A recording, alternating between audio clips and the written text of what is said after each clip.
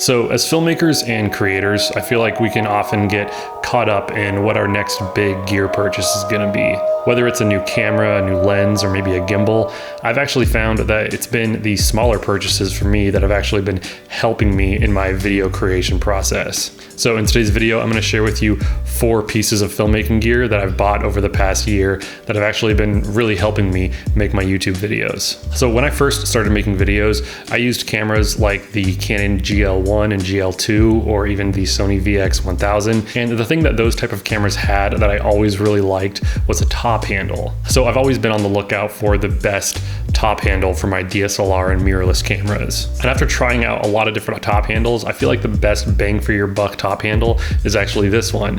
This is a NATO top handle from SmallRig. Now, a couple of the things that I like about this handle is that it obviously gives you a way to tote your camera around and get nice low angle shots, but it also has 3 different cold shoe mounts on the front, as well as 2 additional cold shoes on the back. So there's a lot of different mounting options. And if I wanted to use a monitor with a monitor mount, there is a 3/8 tap on the front with area locating pins, so it's not going to shift around on you.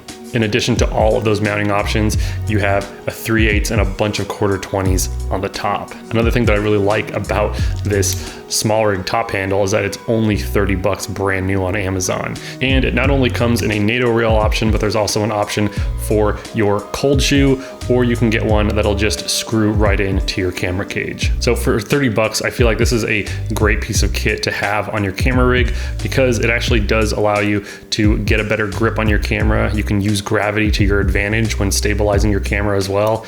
And again, for $30, you really can't go wrong. I'm gonna have links to all of the gear that I'm mentioning in this video in the description below. And those are affiliated links, of course, so if you'd like to help out my channel, you can just buy from those links. It doesn't cost you anything extra. So next up is a piece of gear that I bought late last year because I wanted to get some nice, smooth, linear movement. So in bigger productions, they'll use things like Rhino sliders or maybe a Dana dolly, but I don't have the budget for something like that, nor the space. So I wanted to get something that could give me some nice, smooth, linear movement, but that wouldn't break the bank and that would actually be able to fit in my backpack. So that's why I bought this little YC Onion chocolate slider. Now, why it's called a chocolate slider, I have no idea, but I do know that this is one of the smallest sliders that I've ever seen. I'm pretty sure this is modeled off of the Edelkrone design, where when you put it on a tripod, the slider is actually going to have twice the sliding distance, because the top base and the actual slide rails move together. So you get twice the sliding distance that you would if you were just using it like on the ground, which this does come with little feet, so you can put it on the ground if you want to get some slider shots really down low, but you're not going to get the same type of distance that you would if you attached it to a tripod. So I really like this slider, and the nicest thing about this is that it's going to cost you under $100. And this is all manual, so this is not a motorized slider, so you're going to have to just do it by hand, but this can get you some really, really smooth slides. I just have a really cheap ball head on there just to be able to position my camera in any way that I need to, and this is a really good slider and it's really smooth. So for $100, having a slider that you can just throw into your backpack and really up your production quality, I think that this YC Onion chocolate slider is a great option. All you have to do to make it work on a tripod is just put one of your tripod plates right on the bottom of the slider, and you can get some really nice smooth movement anywhere you go. So again, this is the YC Onion chocolate slider, and I really like it. So the next piece of kit is something that you wouldn't think costs as much as it does, but it's actually this.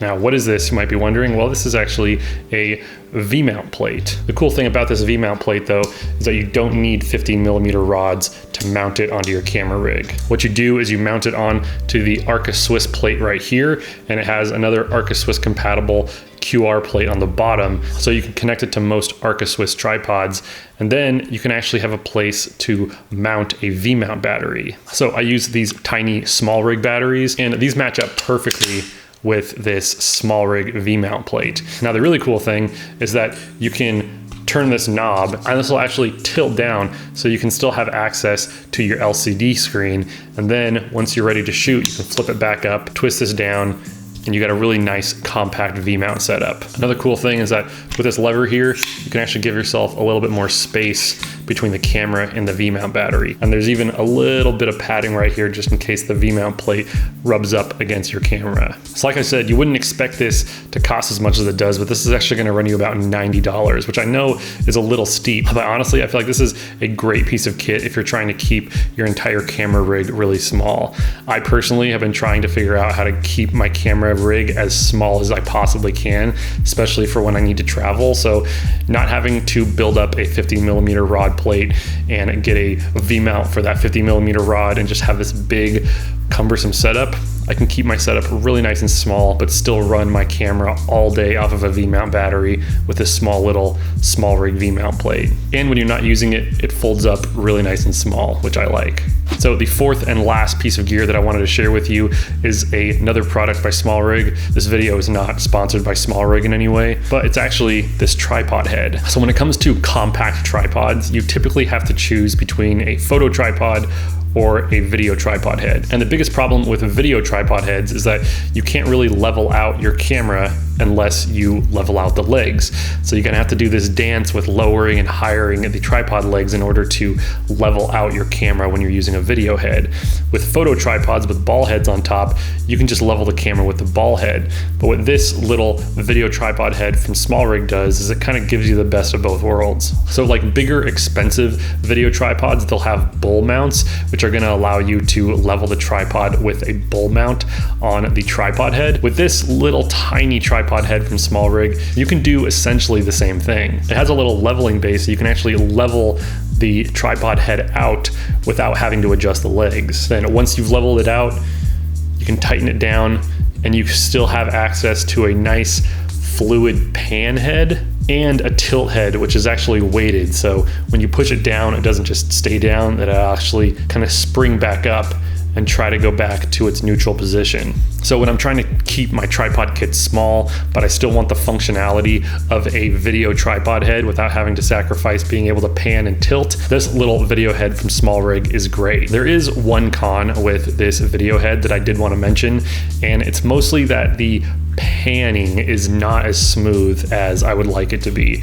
It is a fluid pan head, but when you're trying to do really slow movements, it can be really hard and it sticks a little.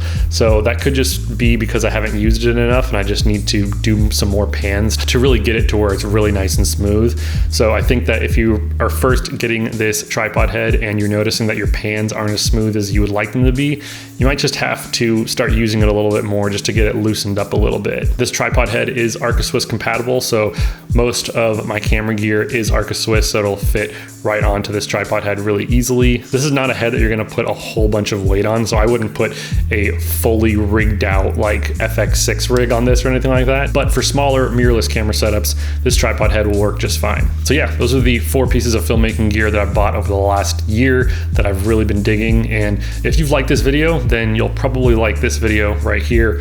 Or if not, then maybe that one. But something that I think is way cooler than cameras or lenses or rigging gear is actually lights, because I can control them with my iPad. All right, later.